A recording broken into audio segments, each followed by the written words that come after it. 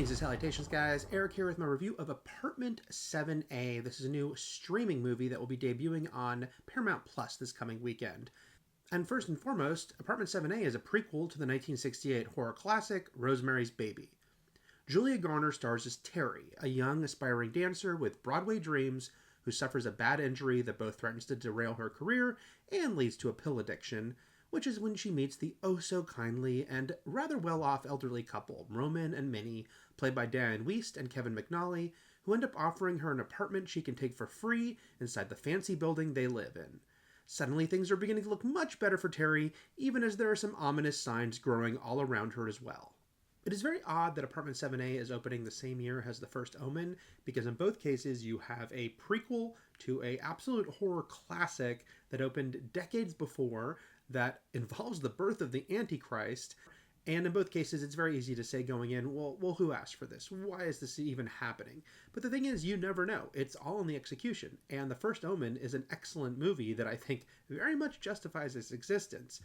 Unfortunately, the same can't be said for Apartment 7A, which does feel like, all right, a studio wants to exploit a title they have, build it out as a franchise, whether or not that makes sense, and unfortunately, in this case, the end result is just very whatever. It really doesn't stand out in any way to make you say, okay, well, this was worth doing. This prequel makes a lot of sense. This is also a situation where you have a franchise continuation, whether it be a prequel or a sequel, that also functions as a remake in a lot of ways, because what Terry goes through, it really mirrors a lot of Rosemary's experiences in Rosemary's Baby, and that goes for, say, having a strange, surreal dream sequence. And yes, they have their own clever touches here and there. I like that because Terry is a dancer, they incorporate some trippy places where that is an influence in her dream sequence. But overall, you just kind of feel like this movie is trying to replicate something that was already done so well before. Look, I get it. Formulaic follow-ups to a horror movie, that happens a lot. And I love the Friday the 13th movies, and guess what? A ton of them have pretty much the same exact story. But I think you do hold different movies to different standards. And when you're doing a follow-up to something as acclaimed as Rosemary's Baby, the bar is higher.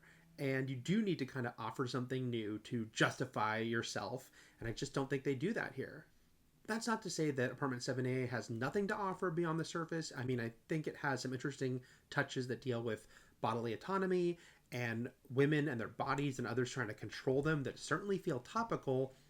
But this is happening in the wake of a couple of big movies, including The First Omen and Immaculate, that were also dealing with these themes in the horror realm, and frankly, I think did it more effectively. Julia Garner is obviously a terrific actress, and she does a lot to help keep you engaged in the story and Terry's plight, even if I still think it's kind of engaged at arm's length.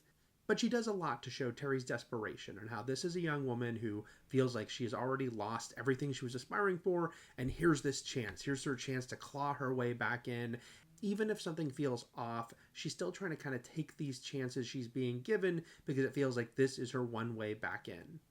And I also really liked Kevin McNally and Diane Wiest playing this very sweet couple who, spoilers for Rosemary's Baby, going back to the 60s, are hiding a very dark side. The two of them do a great job of playing both sides of these characters, both how sweet and appealing they might seem, just acting a little eccentric, but then underneath it all, the fact that there is something much more insidious going on. But that brings us back to the prequel of it all, because Terry is a character from Rosemary's Baby. She was played in the movie by Angela Dorian. It is a small but prominent role, and this movie clearly does want to function as a prequel to the Polanski adaptation of the book, both in the imagery it's using, the music, the overall feel, but it's also constantly breaking continuity with Rosemary's Baby, and some of it is minor, like Minnie doesn't wear glasses in Rosemary's Baby, but she does here all the time. But there are other parts that feel pretty egregious as far as trying to line up the timeline of the two movies, which have to overlap due to Terry's role, and finding some pretty obvious contradictions in the story. And you could try to hand-wave it away as saying, look, this can just be a new spin on a popular story. It doesn't have to directly connect to the original film, but then you have something like Diane Wiest clearly mimicking Ruth Gordon's manner of speaking in Rosemary's Baby. It kind of ends up feeling like they're trying to have it both ways, and it feels like if you're gonna say this is a prequel to Rosemary's Baby, you better make it work as a prequel, because the fans who care about this stuff are gonna be the ones paying attention. Apartment 7A has a pretty notable group of producers involved.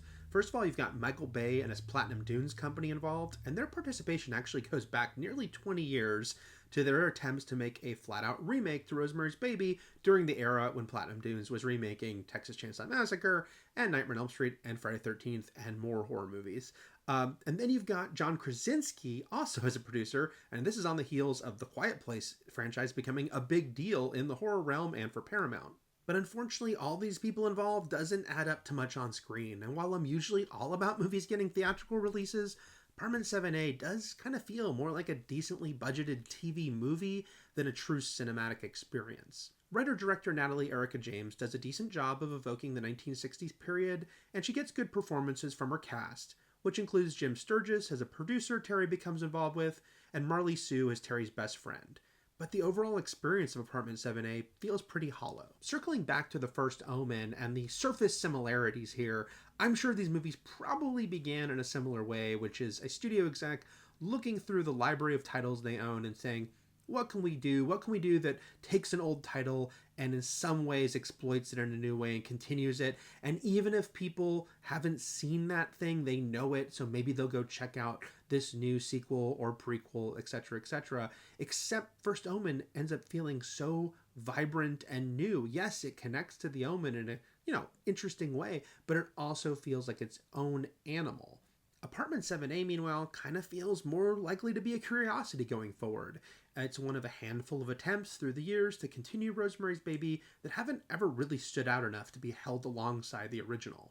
Like, do you remember that a decade ago, Zoe Saldana starred in a remake of Rosemary's Baby that was a TV miniseries? Because I'm guessing a lot of people don't. And that's the thing. Some titles maybe aren't meant to be franchised. Some classic movies will just kind of stand on their own. It doesn't mean there won't be other attempts to continue it. There was a 1970s sequel to Rosemary's Baby done as a TV movie. There was that miniseries. Now there's this prequel. But I think when all is said and done, people will just go back to that 1968 movie as the one to check out. And the rest of it will be things that are kind of things to look up on the internet and maybe check out if you're a super fan and kind of want to see times they tried to continue it that didn't quite pan out. So those are my thoughts on Apartment 7A debuting on Paramount Plus this weekend. If you can like and subscribe and all that good stuff, that would be great. Thanks, guys. I'll be back. Take care.